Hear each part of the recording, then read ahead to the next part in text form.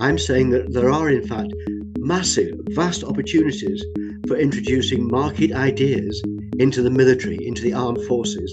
And I deal with outsourcing, but I think we can be far more radical with outsourcing in terms of what sort of activities we actually allow to be outsourced and we encourage to be outsourced.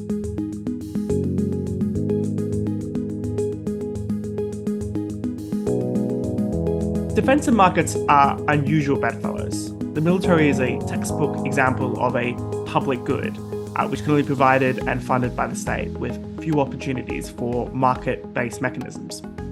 Or is it? A new paper from the IEA discusses the possibility of using private markets in defence, from outsourcing functions to the private sector itself, or creating internal competition and market-based mechanisms between services. Welcome back to the IEA Podcast.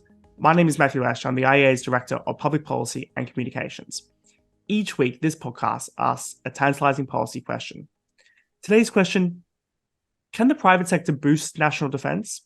To discuss, I'm excited to be joined by Keith Hartley, the Emeritus Professor of Economics at the University of York and the founding editor of Defence and Peace Economics Journal. He advised not only the UK's Ministry of Defence, but also the UN, European Commission, and NATO. He's also the author of the IEA publication, The Case for Markets in Defence.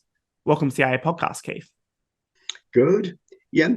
I mean, your starting point was good in that we don't normally associate defence and markets. They're regarded as totally alien. Defence regards itself as being something where it's the air marshals, the generals, and the admirals who can actually determine how to allocate resources. And I'm saying no. In fact, economists can make a contribution to looking at the efficiency with which resources are used in the UK defence sector and in any other defence sector. The UK is not unique in this. And the problem is that we don't have the same sort of market arrangements for ensuring a drive to efficiency which we have in the private sector. And the private sector is characterised by, you have competition, you have entrepreneurs who have one objective, which is seeking profits, and we have capital markets, which are there to penalise inefficiency and reward good performance. And those are lacking in our defence sector. What do you think the incentives are for the Ministry of Defence and for the defence sector? What are they trying to do if it's not be innovative and, I suppose, maximising their budget to the best potential? If I were using a public choice perspective, I would say they are there, as you've just mentioned, they are there to maximise their budgets, because they have every incentive to pursue budget maximisation so that they can pursue their own self-interest. So admirals love the latest warships, generals love highfalutin tanks, and of course air marshals want the latest, all-seeing, all-dancing modern Spitfires that'll go even faster and carry on going faster. And a guy called Augustine in America, who was the chief executive of what was then Lockheed, really did. He actually looked at Augustine weapon systems, and these are weapon systems which are horrendously costly, and their costs are rising all the time. And that's the same with the weapon system that our UK armed forces are buying. They're getting costlier all the time, and the costs are rising. And you begin to ask yourself, what is a marginal contribution of these improvements in performance at a tremendous cost? Yes, I think there's an interesting point here, which is we perhaps have a tendency to look at defence and because it's universally accepted pretty much that defence is a role of the state as something that doesn't play by the normal rules. But of course, defence, like any other part of the government, has a limited budget. You can argue about whether or not the budget is of precisely the right size, but in whether or not it's the right size, I suppose your point here is it's about getting the best value for the taxpayers. Yes. Yeah, it's almost strange to use the term. It's almost immoral to continue to accept and pursue inefficient solutions. So I'm concerned with trying to get all the chiefs, admirals, generals, and air marshals to think carefully about how they're using resources, and can they use them better to the advantage of their service. So let's get into that a little bit, because a lot of your paper might initially sound quite radical, but it's actually something the UK Ministry of Defence has been doing for many decades, which is outsourcing certain functions, certain particularly non-combat parts of the service to the private sector. Yeah. That's the point I'm trying to make. When I entitled my piece "Defence Markets," I'm saying that there are, in fact, vast opportunities for introducing market ideas into the military, into the armed forces. And I deal with outsourcing, but I think we can be far more radical with outsourcing in terms of what sort of activities we actually allow to be outsourced and we encourage to be outsourced.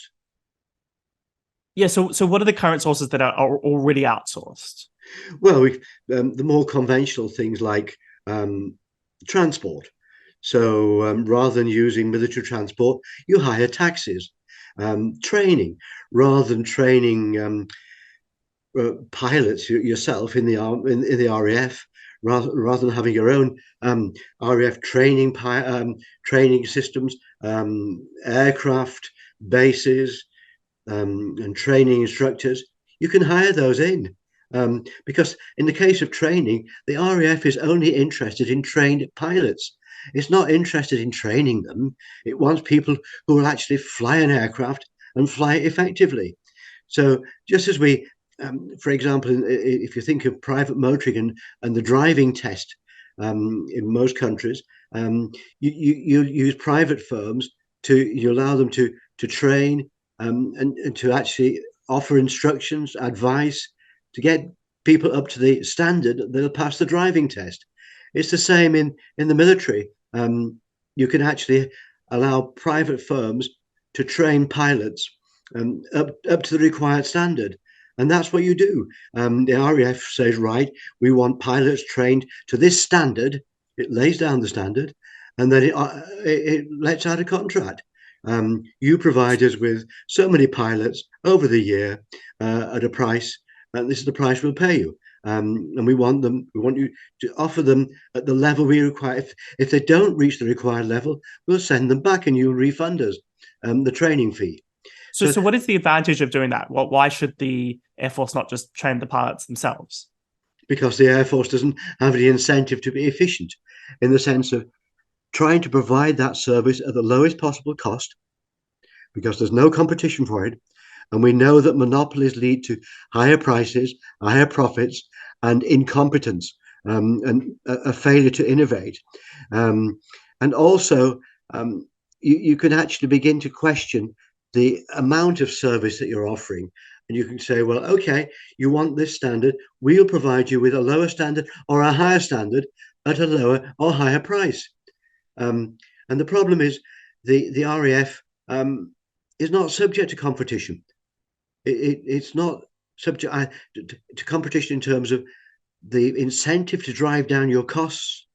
And also, competition introduces new ideas. It might well be that the mix that currently being used of actual pilot training and flying training compared with, say, the use of simulators could be changed. It might well be that the private sector can say, look, we can do it. We can produce the pilot you want at a much lower cost if you use more simulators. Yeah. So you report in the paper that you've done for the IEA that there's a very kind of long history back to the 80s of doing this. There was also a lot of evidence that it actually is quite effective. The Ministry of Defence reported as far back as 1989 that they were saving £50 million a year as a result of the outsourcing they were doing. And they also, interestingly enough, because it created competition externally, the services internal to the force were actually more efficient as well. I was also interested by your discussion about the use of private sector financing for capital projects. I mean, that's become more controversial in recent history under this idea that basically the government signed a bad deal for things like school buildings or hospitals with PFI. But it seems to be much more successful in the Defence Force. Yes. Yeah. I mean, this is people don't know this.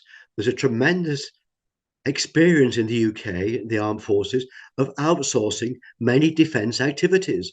To give you an example, I've talked about training and driving, and that's I live in a part of Yorkshire where we're close to in East Yorkshire, where at Beverley around there they actually have private contractors instructing drivers in terms of giving them the driving skills. There's no reason why the army must train its own drivers. It hires in private instructors.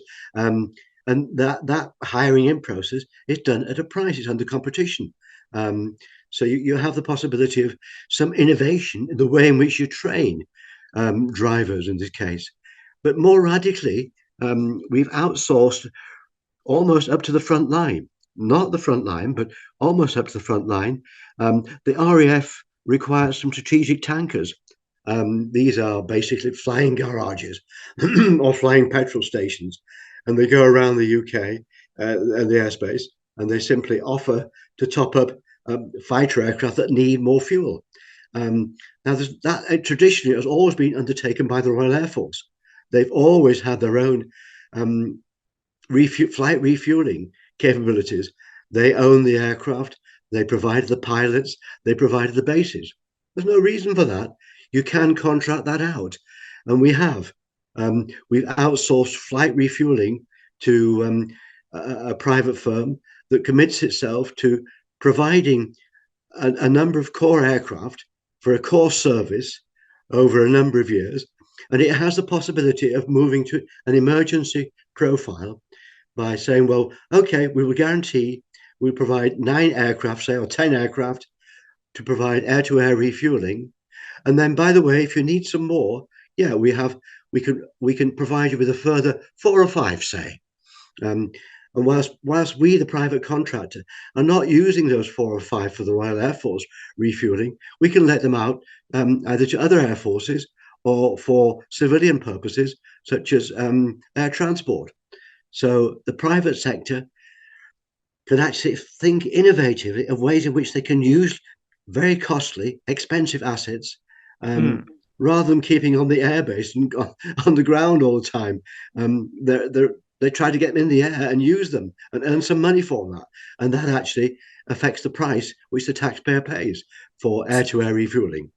So a case study, perhaps, though, where the private sector involvement in the Defence Force hasn't been as successful as often the case of weapons procurement, and you discuss this quite extensively in your report as well. You have this whole concern about the military-industrial complex, the large defence contractors who time and time again seem to, as you said towards the start of this podcast, be very expensive in what they're providing, often late, and under deliver. I wonder what you take out of that experience when it comes more of the weapon systems side that hasn't been quite as successful. Yeah, the weapons procurement process, if you look at it, is a very complex and demanding task. It's not like going to the supermarket, going to Aldi or into Sainsbury's and buying off the shelf. If the Royal Air Force wants a modern combat aircraft, that modern combat aircraft might not be available off the shelf. If it's available off the shelf, it becomes easier in that you can see the aircraft. You know it's available. You can fly it. You can test it and decide whether or not you want it. Often that's not the case. The Royal Air Force decides it wants a modern combat aircraft, which is far better than anything that currently exists. So you have to choose a firm that will design and develop that. And that's a very risky process. And you've got a problem in terms of choosing a firm that will do it. And typically you tend, if it's a British aircraft you want, you buy British. So you buy from BAE Systems. And that's not unusual. The Americans buy from American firms, and similarly with France and with Sweden and with Germany and with Italy. They tend to buy from their own national source of supply. So you're immediately locking yourself into a monopoly type position, a single seller where that supplier doesn't have an incentive to be efficient. It knows that basically it's the only supplier of the aircraft that, say, the Royal Air Force wants, and it can't be allowed to go bust. Otherwise, the Royal Air Force doesn't get its latest combat aircraft, which is not the best way of guaranteeing inefficiency, or guaranteeing efficiency. It guarantees inefficiency. And we're finding this with, for example, the army currently buying its new tanks. They're not working. Now, I think when they're not working, after a while, you're going to have to say to the contractor, right, we're going to cancel. And typically, MOD is very reluctant, for good reasons, to cancel projects. But I'm perhaps not expressing the fact that this is a very complex market.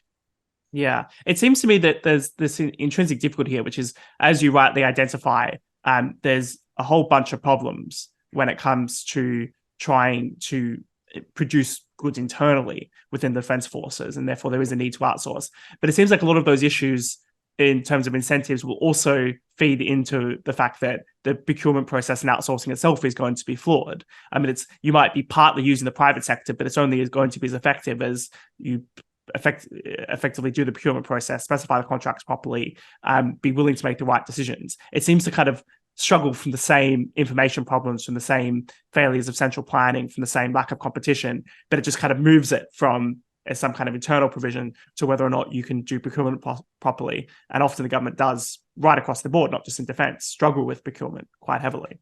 Yes. Yeah. I mean, the example historically, which shows how flawed the process is, was years ago, we used to have Royal Ordnance factories, which were state-owned arms companies, and they built tanks. And typically what happened was that if you had a tank order, the tanks arrived at the army as a brand new tank, and the army received them and immediately put them onto wagons itself, transporters, and took them to the base repair workshops to repair them and get them up to standard. I mean, that is not a way to run a procurement system where the goods are coming off the and they're not fit for purpose. Now, a more radical idea, which I do actually look in the paper, is to actually have the whole notion, just as we rent a car, of rent a tank. We go to Avis or wherever for car hire, and all you're interested in is a car. So you go along to Avis and you hire the car, and that's it. You drive it for the specified period you've contracted for. Now, I'm speculating on the idea of this being applied to some of the major weapon systems bought by the armed forces. Now, this is not as radical as it might seem. We did, for example, for a number of years, lease. We hired tanker aircraft from Boeing, and they were on as you just hire a car for a certain period of time, say 2 or 3 years or even shorter. And you agree to a number of miles, you drive that car, and it can be driven. It can be driven for. You can lease an airplane the same sort of way. Yeah, I mean, you have a few other ideas as well in the report about how to improve the current process. One, changing from a system of cost plus, so rather than paying for the costs and guaranteeing all the costs, and then giving them a profit, saying, here's the total amount of money you have. I remember that was one of the big changes in terms of how NASA dealt with outsourcing and bringing on board SpaceX and Elon Musk was yes. He didn't ask for cost plus. He asked for a fixed amount and bought it within budget and within the capacity of that. So it kind of changes the incentives.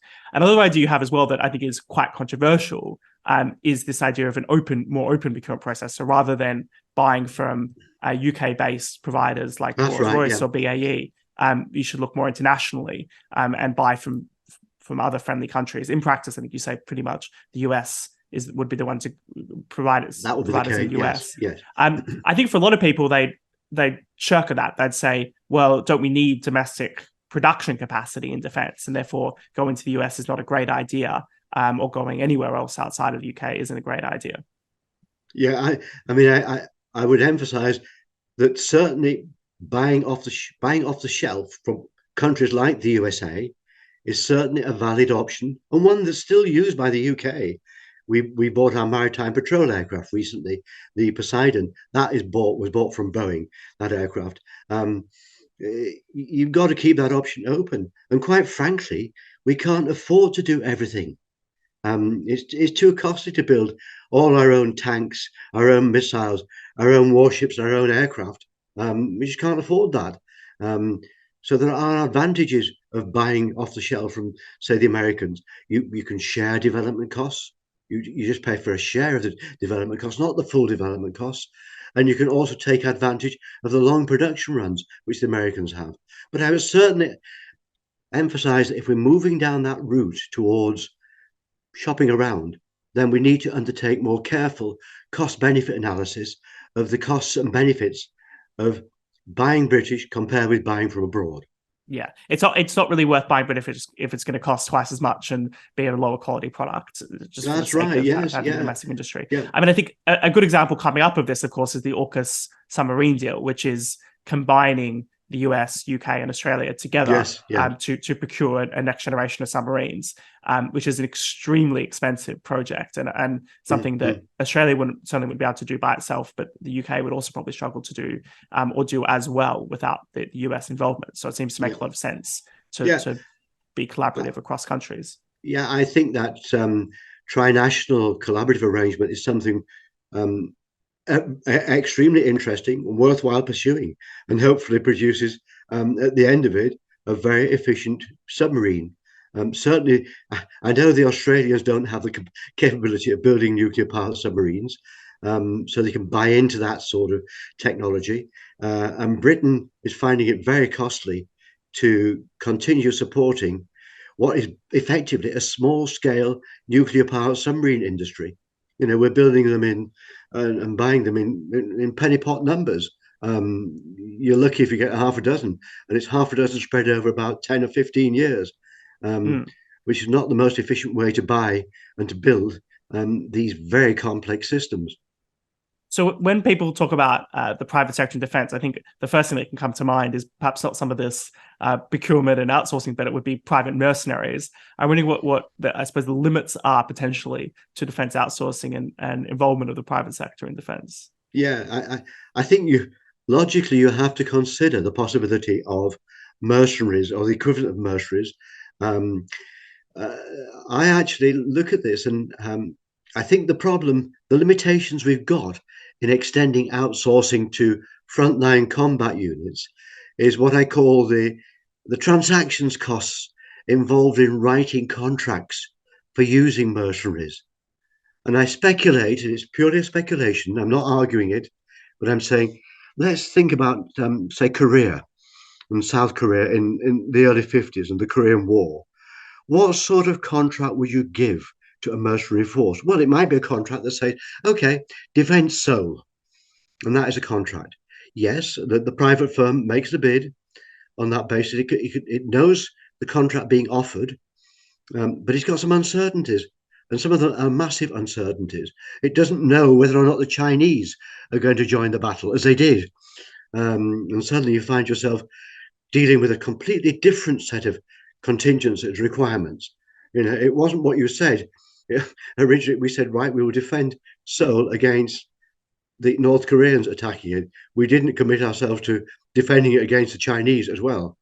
So if you try to think of this in terms of contracting for mercenaries to take on board combat tasks would be extremely expensive and a very complex contract. Whereas at the moment, the military have the advantage of a unique military employment contract. They say, right, okay, you join up for the army. You spend 5 or 10 years with the army. We'll look after you on these terms and conditions. And we fully understand that, and you better understand, at some stage, you do X and Y, and in return for which you get paid. But by the way, you might never come back. You're talking about human life, and that would be extremely complex to write a contract of that sort. It's fine if you have contracts of slavery. You do this is you've signed up for this. But effectively, the military employment contract resembles that sort of slavery type contract. You sign up, and you've no idea what your obligations might be. So in the army, You might be at a base, a civil base, civilian base, or in civil times, peacetime, and then suddenly you're called up and you have to go and fight in the front line. Not just down the road, but by the way, this might be thousands of miles away. And you might be there for years. And the ultimate one, as I've just mentioned, you might never come back. Yeah, it's a different kind of arrangement altogether. And private militaries probably only work in places where there isn't as strong labor protections for. I'm thinking, the classic case here, although now disestablished, is the Wagner forces in Russia. Yes. But of course, the Wagner group could probably treat their troops or in as bad a way, if not worse way, than the Russian military. There was no limits on what they could do, whilst in a kind of more in the UK context, you can't imagine them ever being able to replicate the kind of military contractual arrangements with the private sector. And of course, mercenaries can always run away. But that's not to say, of course, that your regular... Not if they're Wagner mercenaries. I'm sure they wouldn't be allowed to run away. But yeah, even your regular armed forces can retreat and they can mutiny. It's not unknown for that to happen, both those events. So the last thing I wanted to get your thoughts on, and you discuss in the paper as well, was this notion of building markets within the defense sector itself, kind of applying this theory about competition to the operation of the different services. Yeah, I mean, what I'm doing in the paper is trying to speculate on the various range of possibilities of applying economic principles to the military. As I say, the army, your generals, admirals, and air marshals don't like that. They don't want economists interfering with their decision making. I want to argue the opposite. I think we could help senior staff in the military. And part of the problem you've got, if you look at this in terms of each of the armed forces bidding for a limited budget, your Secretary of State for Defence, in this case Grant Shapps, has got to have some idea of what the trade-offs might be. He at the moment he actually is faced with what it basically is the possibility of collusion between the armed forces. So you might get the Army, Navy, and the Air Force saying, well, okay, you Army can have your tank this year. You Navy can have your warships next year. And by the way, in a few years' time, it'll be the Air Force's turn for its latest Tempest aircraft. How do you actually assess the efficiency of these decisions? And Grant Shapps, or any Secretary of State for Defence, is dealing what basically is collusive behaviour. Each of the armed forces have incentives not to question their rivals' bids for the latest aircraft carriers or the latest tank or the latest all singing, all dancing fighter aircraft. If we do with this sort of collusive behavior, you have the possibility, the likelihood that your decisions for procurement were made on the Buggins term principles. I keep saying this year the Army got its tanks, next year the Air Force will get its aircraft, which is not the best way to actually allocate very scarce resources. There are other ways of doing it, which might be more efficient. So it's also thinking about here about, in my mind, that there's kind of like a inherent challenge in a military of trying to figure out what kind of equipment is appropriate in different contexts. So I think a classic case of this is the UK has just spent an absolute fortune on new aircraft carriers. And you hear from some people in the defense sector will make an argument along the lines of they're basically sitting ducks in the case of a war. I understand there's been some war gaming around Taiwan that says if the US ends up having to try to defend Taiwan against China, the first thing they would do is have to move the aircraft carriers as far away as possible so they're not sunk, because it's actually quite easy to sink these very large ships. And therefore, maybe we've made a fundamental mistake in terms of that allocation choice to focus on aircraft carriers, because everyone likes to be, politicians like a big photograph of an aircraft carrier, and maybe would have been better to invest in drone technology or remotely controlled submarine explosive devices, or just as an example of something, this allocation problem. Do you think that this idea of kind of, if you create competition between the forces, potentially you could also try to root out what is the best kind of investment when it comes to equipment? That would be the aim and the purpose of trying to create these market opportunities, which I talk about in the paper. Another good example, you mentioned aircraft carriers. I mean, there are 2 or 3 points with aircraft carriers. You're right, they are extremely vulnerable, but you have to find them. So you have to have the satellite surveillance technology capable of finding an aircraft carrier. So that depends upon your opponent. If your opponent is a terrorist organization, they don't have that sort of satellite surveillance capability. Whereas clearly a country like China will have that sort of surveillance capability. So your aircraft carriers will be vulnerable if you're fighting the Chinese, but so too the Chinese aircraft carriers as well.